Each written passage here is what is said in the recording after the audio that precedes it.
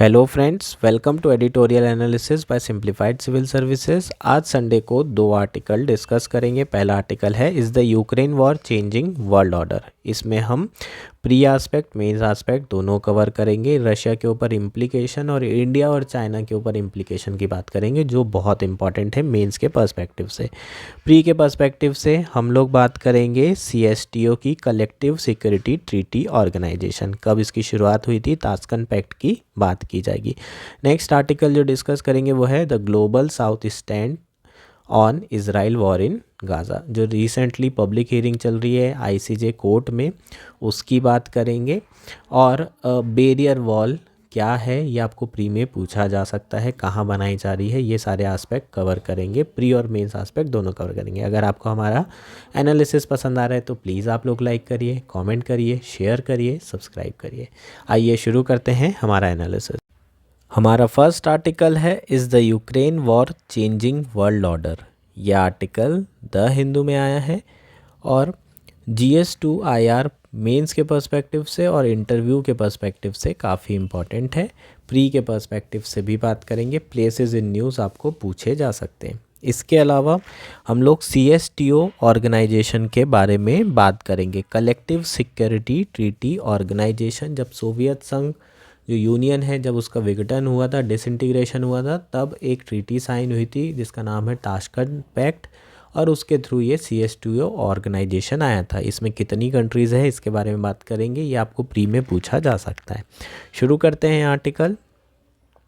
अभी तक story so फार की बात कर लेते हैं। थर्ड ईयर शुरू हो गया है रशिया यूक्रेन वॉर का, और जैसा लग रहा था कि ये क्विक स्ट्राइक होगी और फटाफट जो है, जैसे क्रीमिया ले लिया था रशिया ने, जैसे जॉर्जिया में अटैक किया था, उसी तरीके से यूक्रेन में भी जो वॉर होगी वो क्विकली ख़त्म हो जाएगी।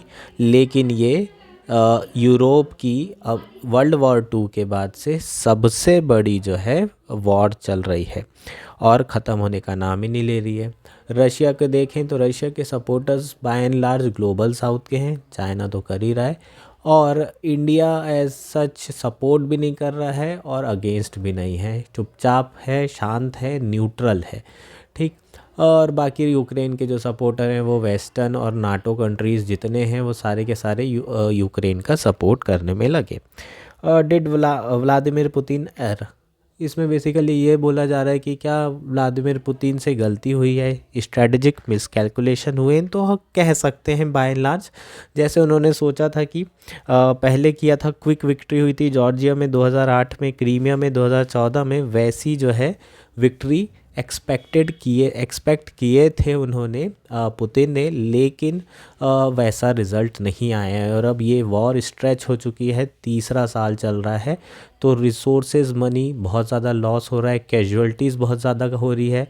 यंग लोग जो है ना, जो यंग ह्यूमन रिसोर्सेज का कैजुअल्टी होना किसी भी देश के लिए बहुत ज़्यादा नुकसानदायक। इवन वॉर महीने भर के लिए भी चलना बहुत बड़ी बात होती है। हर देश 10 साल 15 साल पीछे चले जाता है, तो आप सोचिए कि तीसरा साल ये चल रहा है, तो कहीं ना कहीं स्ट्रैटेजिक मिसकैलकुलेशन हुआ है। हालांकि शुरू में ऑफेंसिव खेले थे, फिर डिफेंसिव आ गए थे, और अब दोबारा से थोड़ा ऑफेंसिव हो गए हैं, जब यूक्रेन की जो लिमिट्स है वो ऑलमोस्ट स्ट्रेच हो चुकी है। प्लेसेस इन न्यूज़ आपको पूछा जा सकता है। ये जो रेड डॉट में दिख रहे हैं ये रशिया कंट्रोल सिटी है। कौन कौन सी रशिया ने कंट्रोल करके रखा है? मेरियोपोल, मेलिटोपोल, डोनस्टेक, अद्विका, बाकमत, लुशांक और क्रीमना। ठीक, ये सारे के सारी कंट्रोल करके किसने रखा है? रशिया ने। रोबोटाइन और मेरिंका, ये दोनों यूक्रेन ने वापस छुड़ा लिया है। बाकी आप जानते हैं कुछ रीजन के बारे में, पहले से ही सुन रहे हैं। खैरसोन का नाम तो सुना ही है, डोनस्टेक ओब्लास्ट, लुशांक ओब्लास्ट, ये सब स्टेट हैं। इस पे छोटे छोटे जगहें हैं। ये वाला जो रीजन है इसमें न्यूक्लियर पावर प्लांट है यूक्रेन का, ये आपको याद रखना है, ज़ैपोरिज़िया। ठीक है, ये काफ़ी इंपॉर्टेंट प्लेसेस इन न्यूज़ है। डोनस्टेक आपको पिछले बार पूछा था 2023 में। ठीक, कुछ भी आ सकता है, इस बार भी पूछा जा सकता है। वेस्ट की स्ट्रेटेजी क्या है? सिंपल स्ट्रेटेजी है ना, यूक्रेन तुम संघर्ष करो, हम तुम्हारे साथ हैं। आगे आगे यूक्रेन को प्रेस करते जा रहे हैं। पहली स्ट्रैटेजी है इकोनॉमिक और मिलिट्री असिस्टेंट देना। ये लो तुम्हें वो वेपन चाहिए, जाओ लड़ो, ये बंदूक ले जाओ, इस तरीके की स्ट्रैटेजी है। दूसरी स्ट्रैटेजी है इनकी सैंक्शन करना रशिया को वीक करो और यूक्रेन को स्ट्रांग करो ताकि ये वॉर जो है कंटिन्यू चलते रहे। लेकिन अगर देखें तो यूक्रेन एक लिमिट है, यूक्रेन की छोटी कंट्री है, उनकी काउंटर ऑफेंसिव जो स्ट्रैटेजी थी वो कहीं ना कहीं फेल होती दिख रही है। अभी जो पहली स्ट्रैटेजी है जिसमें इकोनॉमिक और मिलिट्री असिस्टेंस दे रहे हैं, उससे काउंटर ऑफेंस जो करने की कोशिश कर रहा था यूक्रेन, ये तो कहीं ना कहीं फेल होती दिख रही है। दूसरा सैंक्शन की बात करते हैं तो सैंक्शन से नुकसान बहुत हुआ है रशिया का। लगभग वेस्टर्न ऑफिशियल्स की बात माने तो 430 बिलियन का जो रेवेन्यू है उससे डिप्राइव किया गया है रशिया को ड्यू टू सैंक्शन। रशिया कितना अफेक्ट हुआ है देखा जाए एक्चुअल मायने में, रशिया ने हमेशा वे अपना कुछ ना कुछ रास्ता निकाल ही लिया है। इकॉनमी जो है अभी भी ग्रो कर ही रही है। अभी वो क्रूड ऑयल किसको बेच रहा है? इंडिया को, चाइना को और ब्राज़ील, बड़ी बड़ी जो डेवलपिंग कंट्रीज़ है, जो इमर्जिंग डेवलपिंग कंट्रीज़ है, अब उनको बेच रहा है।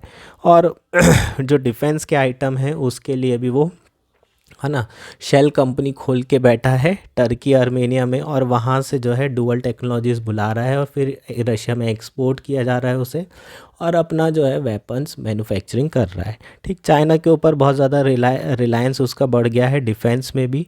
नॉर्थ कोरिया के साथ भी अच्छे संबंध बनाने में लगा है, ईरान के साथ स्ट्रेंथन कर रहा है, और इनके साथ जो है मैन्युफैक्चरिंग और प्रोडक्शन बढ़ाने की कोशिश कर रहा है, इनसे डिफेंस आइटम खरीद रहा है। ठीक है, तो अगर ओवरऑल देखें तो रशिया डिफेंस मिनिस्ट्री ने क्लेम किया कि उन्होंने रिसेंटली 1500 के आसपास टैंक जो है मैन्युफैक्चर किए, और जो आर्मर्ड व्हीकल्स हैं वो 2500 अंडर 2023 में। तो जितनी भी कैपेसिटी हम कोशिश कर रहे थे वेस्टर्न कंट्रीज़ की इनकी गिरा सके, उल्टा इन्होंने कुछ ना कुछ वे निकाल लिया है। तो इसका क्या मतलब है कि बहुत बढ़िया कर रहा है रशिया? नहीं, ऐसा नहीं है। वॉर के बहुत ज़्यादा इम्पैक्ट पड़ रहे हैं, ह्यूमन कैजुअलिटीज़ हो रही है ना। इनके जो मिलिट्री है पर्सनल है, मिलिट्री पर्सनल जो आर्मी पर्सन है उनकी बहुत ज़्यादा कैजुअलिटी हो रही है। इसके अलावा अगर हम स्ट्रैटेजिक टर्म्स में बात करें तो स्वीडन और फिनलैंड दोनों जो है इनके नेबरहुड में है और इन्होंने नाटो ज्वाइन कर लिया है। ये एक बहुत बड़ा रीज़न था कि यूक्रेन के ऊपर वॉर की जा रही थी, क्योंकि वो नाटो ज्वाइन करने वाला था और रशिया नहीं चाहता कि उसके बैकयार्ड में, उसके बाजू में, नेबर में यूएस की मिसाइलें रहें। ठीक है, इसी रीज़न से यूक्रेन के ऊपर अटैक किया गया था और स्वीडन और फिनलैंड ने नाटो ज्वाइन कर लिया है इस वॉर के बाद। इसके बाद जो रशिया का इमीडिएट नेबर है उसमें भी उसका जो होल्ड है वो कमज़ोर होता दिख रहा है। जैसे कि जो आर्मेनिया है उसने अपना पार्टिसिपेशन फ्रीज कर दिया है कलेक्टिव सिक्योरिटी ट्रीटी ऑर्गेनाइजेशन में, जिसकी अभी हम बात करेंगे। रशिया जो है पूरा का पूरा डिपेंडेंट हो रहा है चाइना के ऊपर। हालांकि इंडिया को अपसेट नहीं करते हुए ये डिपेंडेंसी इनके साथ रिलेशन बढ़ रहे हैं। पहले की बात करें तो सम एक्सटेंड रशिया पहले डेमोक्रेटिक थी, अब जो है पूरा अथॉरिटेरियन स्टेट बन चुका है। वर्ल्ड के लिए क्या इसका मायने है इस वॉर के? सिंपल है, वेस्टर्न जो पावर है उसकी एक लिमिट को एक्सपोज किया है। ठीक है, इन लोगों ने सैंक्शन लगाया था, फेल हो गया। इन लोगों ने यूक्रेन को सपोर्ट किया था, फेल हो रहा है। ठीक, तो जो ट्रांस अटलांटिक अलायंस है पहले बहुत जो है कारगर सिद्ध होता था, अब बिना चाइना और इंडिया के सपोर्ट के ये कोई भी सैंक्शन क्या नहीं कर सकते, सक्सेसफुल नहीं कर सकते, क्योंकि ये बहुत बड़ी इकॉनमी बन चुके हैं। अगर इंडिया और चाइना सपोर्ट नहीं करेगा तो कोई भी सैंक्शन वेस्टर्न कंट्रीज़ का क्या नहीं हो सकता, सक्सेसफुल नहीं हो सकता। रशिया के लिए नुकसान ये कि कैजुअलिटीज़ बहुत ज़्यादा बढ़ रही है और लॉन्ग टर्म इफ़ेक्ट्स बहुत ख़राब होंगे सैंक्शन के। अगर इस वॉर से सबसे ज़्यादा किसी को फ़ायदा हुआ है तो वो किसको है? चाइना। सारा का सारा फोकस इंडो पैसिफिक से उठकर यूरोप में चला गया है और इंडिया को बड़ा नुकसान हो रहा है ना। इंडिया इंडो पैसिफिक में चाहता है चाइना की जो असर्टिवनेस है उसको काउंटर करना चाहता है, लेकिन सारे का सारा ध्यान यूरोपियन कंट्रीज़ का यूक्रेन और रशिया पे चला गया। तो इंडिया को बहुत नुकसान हो रहा है और सबसे ज़्यादा फ़ायदा किसको हो रहा है? चाइना को। अब CSTO की बात कर लेते हैं। ठीक, ये एक इंटर गवर्नमेंटल मिलिट्री अलायंस है, जैसे कि नाटो है, सिमिलर तरीके से इंटर गवर्नमेंटल मिलिट्री अलायंस बनाया गया है 6 कंट्रीज़ के बीच में। ठीक, जब सोवियत यूनियन डिसइंटीग्रेट हुआ था उसके बाद फिर एक मिलिट्री अलायंस इन लोगों ने बनाया था। 1992 में ये अलायंस साइन किया गया, 98 में रिन्यू किया गया, कुछ मेंबर और ऐड किए थे, टोटल 9 मेंबर थे, उसके बाद 3 मेंबर्स चले गए और अब 6 बचे हैं। जो रिन्यू किया गया वो 2002 में किया गया। ठीक, इस ट्रीटी को क्या कहा जाता है? टास्कन पैक्ट। ये आपको याद रखना है। इसका जो हेडक्वार्टर है वो मॉस्को में है। मेन ऑब्जेक्टिव क्या है? To strengthen peace, regional security and international security. अगर कोई भी मेंबर पे आप अटैक करते हो तो सारी कंट्री मिलके आप पे अटैक कर सकती है, just like NATO. 6 member countries कौन कौन से? Armenia, Belarus, Kazakhstan, Kyrgyzstan, Russia and Tajikistan. ये आपको याद रखना है। ठीक है, अभी रिसेंटली किर्गिस्तान न्यूज़ में था, लेपर्ड को इन्होंने अपना नेशनल एनिमल क्या किया है? डिक्लेयर किया है। स्नो लेपर्ड को, सॉरी लेपर्ड को नहीं, स्नो लेपर्ड को। ये छोटी छोटी चीज़ें आपको याद रखनी है। ठीक है, ये कंट्रीज़ आपको ध्यान रखनी होगी। Belarus, Armenia, Kazakhstan, Kyrgyzstan, Russia and Tajikistan CS2 का क्या है? ये मेंबर्स हैं और ये इस बार पूछा जा सकता है 2024 में। ठीक है, अच्छे से सुन लो। ठीक, ये हमारा आर्टिकल था। हमारा लास्ट आर्टिकल है the global south stand on Israel war in Gaza. ये आर्टिकल द हिंदू में आया है। GS2IR मेंस के पर्सपेक्टिव से इम्पॉर्टेंट है, प्रीलिम्स के पर्सपेक्टिव से इतना इम्पॉर्टेंट नहीं है। Recently international court of justice के सेंटर स्टेज पर इजराइल के द्वारा जो गाज़ा में अटैक किया जा रहा है वो सारी चीज़ें चल रही है। हमास ने जो अटैक किया था, तो बेसिकली इजराइल पैलेस्टीन जो इशू है वो सेंटर स्टेज पर है इंटरनेशनल कोर्ट ऑफ जस्टिस में। जो यूनाइटेड नेशन जनरल असेंबली है उन्होंने क्वेश्चन रेस किए थे illegal Israel settlement in the court. ठीक, उन्होंने कोर्ट में ये चीज़ें क्वेश्चंस रेस किए हैं जो इलीगल सेटलमेंट कर रहा है कौन? इजराइल। कहाँ पर? पैलेस्टीनियन में, वेस्ट बैंक में, उसके ऊपर सवाल उठाए जा रहे हैं। इसके कारण जो डिवाइड है वेस्टर्न वर्ल्ड और ग्लोबल साउथ में वो और बढ़ गया है।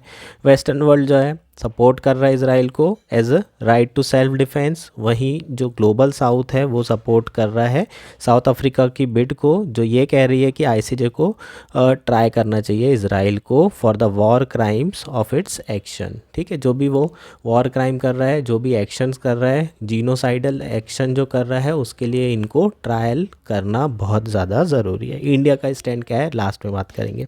ये जो ICJ हीयरिंग चल रही है ये कौन सी हीयरिंग है इसके बारे में बात कर लेते हैं। ये प्री डेटेड है ना। ये जो हमास का अटैक हुआ था उससे पहले ही ये डिसाइड कर ली गई थी कि ये हीयरिंग होगी। UN जनरल असेंबली में जो साउथ अफ्रीका है उन्होंने कुछ क्वेश्चंस रेस किए थे, एडवाइजरी ओपिनियन मांगा था कोर्ट से, ICJ से, कि आप बताइए कि क्या क्या कॉन्सिक्वेंसेस होंगे जो इज़राइल की पॉलिसी है ऑक्यूपेशन, सेटलमेंट और एनेक्सेशन की of Palestinian territory since the 1967 war, और जो डेमोग्राफिक स्टेटस ये बदल रहे हैं जेरूसलम में उसके क्या कॉन्सिक्वेंसेस होंगे। दूसरा क्वेश्चन ये था कि बाकी स्टेट्स पे क्या कॉन्सिक्वेंस होंगे इनकी यही सिमिलर पॉलिसी पे जो डिस्क्रिमिनेटरी पॉलिसी है टुवर्ड्स पैलेस्टीनियन। लगभग 52 स्टेट और 3 इंटरनेशनल ऑर्गेनाइजेशन ने अपने उत्तर दिए हैं लिख के और ओरल कमेंट्स किए हैं। कौन ने क्या बोला बात कर लेते हैं। मेजरली जो स्पीकर थे वो ग्लोबल साउथ के थे, ब्राज़ील और साउथ अफ्रीका लीड कर रहे थे। इंडिया ने पार्टिसिपेट नहीं किया, इज़राइल ने पार्टिसिपेट नहीं किया, इंडिया स्पीकर नहीं था। इंडिया ने पार्टिसिपेट तो किया लेकिन इंडिया चुपचाप रहा। लेकिन पाकिस्तान और बांग्लादेश ने बहुत क्रिटिकली क्या क्या किया है, स्पीक किया है, क्रिटिसाइज़ किया है इज़राइल को। वहीं पैलेस्टीनियन फॉरेन मिनिस्टर का क्या कहना था कि पैलेस्टीनियन के पास सिर्फ 3 ही चॉइस छोड़ी है इजरायली गवर्नमेंट ने, डिस्प्लेसमेंट, सब्जुगेशन और डेथ। और उनके जो एक्शन है उसको कहा है इथनिक क्लिनसिंग है, अपार्थाइड है और जीनोसाइड है। US, UK और उसके अलाइज अभी भी मानने को तैयार नहीं है। वो 7 तारीख का जो हमास का अटैक है उसको कंडेम कर रहे हैं। हालांकि वेस्टर्न कंट्रीज़ में एक कंट्री ऐसी है आयरलैंड जिसने अपना स्टैंड चेंज किया है। उन्होंने कहा है कि there is a limit to the use of force in self defence to no more than what it is necessary and proportionate. एक लिमिट तक ही आप सेल्फ डिफेंस कर सकते हैं, ऐसा नहीं कि आपके ऊपर हमला हुआ तो पूरे जगह को ही ख़त्म कर दो, पूरा लोगों को ही ख़त्म कर दो, इतनी क्लींसिंग ही की जा रही है। 29,000 से ज़्यादा लोग अभी तक मारे जा चुके हैं। ब्राज़ील एम्बेसडर का कहना है कि ये जो करंट पॉलिसी है जिसमें लैंड कन्फिस्केट की जा रही है, पैलेस्टीनियन को मारा जा रहा है, उनके घर को डिमोलिश किया जा रहा है, ये जो पॉलिसी है इसको इलीगल घोषित करना चाहिए। वेस्ट बैंक बैरियर वॉल बनाई जा रही है, ठीक। ये बैरियर वॉल प्रीलिम्स में आपको आ सकता है, कहाँ पर बन रही है, ठीक। तो ये टर्म याद रखना है, बैरियर वॉल पूछ सकता है रिसेंटली इन द न्यूज़, कहाँ पर बना रहे हैं, ये वेस्ट बैंक में बना रहे हैं, इजराइल पैलेस्टीन इशू में। मोस्ट इम्पॉर्टेंट है इंडिया का स्टैंड। इंडिया का स्टैंड अगर देखोगे तो सिर्फ एक वोट में एक जो यूनाइटेड नेशन में रिजोल्यूशन आया था जिसमें इंडिया ने वोट नहीं किया था, बाकी सब में कंसिस्टेंटली इंडिया जो है किसके फेवर में है, पैलेस्टीन के फेवर में। पैलेस्टीन का जो कॉज है उसको सपोर्ट करता है इंडिया, 2 स्टेट सॉल्यूशन को सपोर्ट करता है। 2 स्टेट सॉल्यूशन पे हम कई बार बात कर चुके हैं, इजराइल एक अलग कंट्री और पैलेस्टीन एक अलग कंट्री। इंडिया के साथ थोड़ी सी दिक्कत क्या है, इंडिया को इजराइल को भी सपोर्ट करना पड़ रहा है और पैलेस्टीनियन को भी सपोर्ट करना पड़ रहा है। तो इंडिया जो है पब्लिक कमेंट्स एकदम कम रखा है। जैसे इंडिया ने इस ICJ वाले में भी चुपचाप रहा, बोला नहीं, ठीक है, शांत है, शांति से मतलब एक तरीके से न्यूट्रल स्टैंड है, थोड़ा सपोर्ट पैलेस्टीन को, थोड़ा इजराइल को, ये वाला चल रहा है।